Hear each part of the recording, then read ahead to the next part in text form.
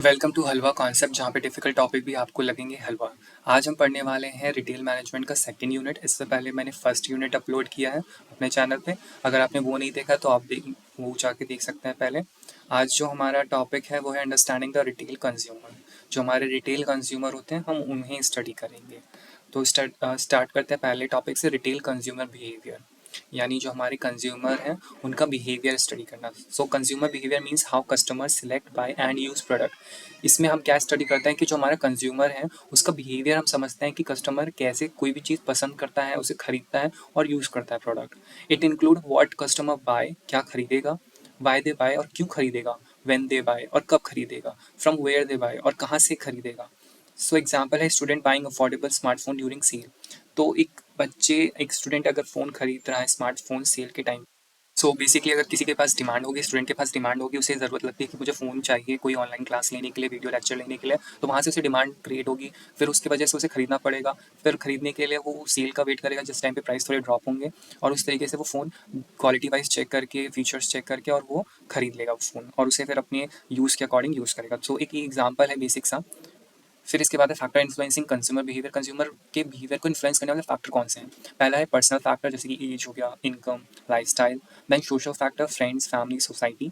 Psychological factor, motivation and perception. Culture factor, tradition and customs. ये आप detail में समझ सकते हो, मैंने पॉइंट्स दिए हैं, बहुत ईजी है समझने के लिए। फिर भी अगर आपको लगता है कि आपको इसे ज़्यादा एक्सपैंड करना है तो आप इसे चैट जीपीटी पे डाल के इसे एक्सपैंड करके आंसर 7.5 मार्क्स के लिए या 3 मार्क्स के लिए ईजिली आप बना सकते हैं। ये क्वेश्चन 7.5 मार्क्स के लिए आराम से फिट होता है, तो इसे आप प्रिपेयर कर लीजिएगा। फिर इसके बाद है buying decision process. Buying decision process भी अपने आप में बहुत इंपॉर्टेंट टॉपिक है। सबसे पहले होता है need recognition, customer realise need की मुझे ज़रूरत है। इन्फॉर्मेशन सर्च, सर्च ऑनलाइन और ऑफलाइन। जब आपको कोई चीज़ की ज़रूरत, आपको महसूस हो रही है कि हाँ मुझे इसकी चीज़ की ज़रूरत है, लाइक फ़ोन की ज़रूरत है, देन आप क्या करोगे, इन्फॉर्मेशन सर्च करोगे, ऑनलाइन आप देखोगे, फिर ऑफलाइन पूछोगे, रिकमेंडेशन लोगे कौन सा लेना चाहिए, इवैल्यूएशन, कंपेयर ऑल्टरनेटिव। आपको 3-4 फ़ोन पसंद आ गया, उनमें से कौन सा चाहिए वो आप इवैल्यूएट करेंगे based on feature, price. Then purchase decision, final buying, कि आप खरीद लेंगे उसे, परचेज करेंगे। Then post purchase behaviour, satisfaction और डिससेटिस्फेक्शन। फ़ोन खरीदने के बाद उसके फीचर्स जैसे आपके एक्सपेक्टेशन थे वो मीट करा कि नहीं करा, उसके बेस पे आपका पोस्ट परचेज बिहेवियर पता चलेगा।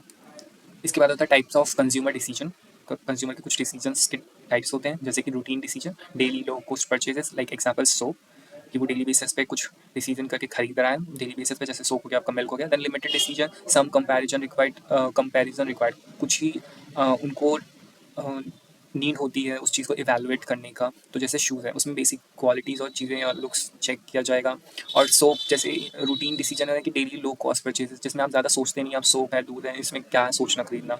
एक्सटेंसिव डिसीजन, जहाँ पे हाई इन्वॉल्वमेंट प्रोडक्ट होता है, जैसे लैपटॉप, कार है, जिसमें ह्यूज इन्वेस्टमेंट होता है, तो आपको ज़्यादा सोचना पड़ता है, तो आप ज़्यादा इवैल्यूएट करते हो। फिर है market research in retailing. Market research क्या होता है? मार्केट को स्कैन करना, एग्जामिन करना, स्टडी करके इवैल्यूएट करना। So retailer collect information about customer needs, की कस्टमर की क्या ज़रूरत है, वो इन्फॉर्मेशन रिसर्च करता है ताकि वो प्रोडक्ट उस हिसाब से डेवलप या मॉडिफाई कर सके। इसके मेथड्स क्या हैं? Survey, feedback forms, online review, observation. Example Zomato use ratings and review for improvement. तो ये एक तरीका होता है अपने प्रोडक्ट को, अपने फीचर्स को इंप्रूव करना कस्टमर की फीडबैक लेके। इसी के साथ हम एक रियल लाइफ एग्जाम्पल लेके समझते हैं। अ कस्टमर माइंग मोबाइल फ़ोन वाला, तो watching YouTube review, compare price, check features, read online reviews, purchase during sale. This is customer decision making process. So बहुत सिंपल है, जो मैं अभी एग्जांपल समझा रहा था, बस उसी में थोड़ा मॉडिफिकेशन करके मैंने एग्जांपल लिखा है। तो इस हिसाब से ये पूरी यूनिट शॉर्ट में हम कंप्लीट करते हैं। अब हम इसके बाद यूनिट थर्ड करेंगे। आई होप आपको वीडियो अच्छी लगी हो। Thanks for watching. Have a great day.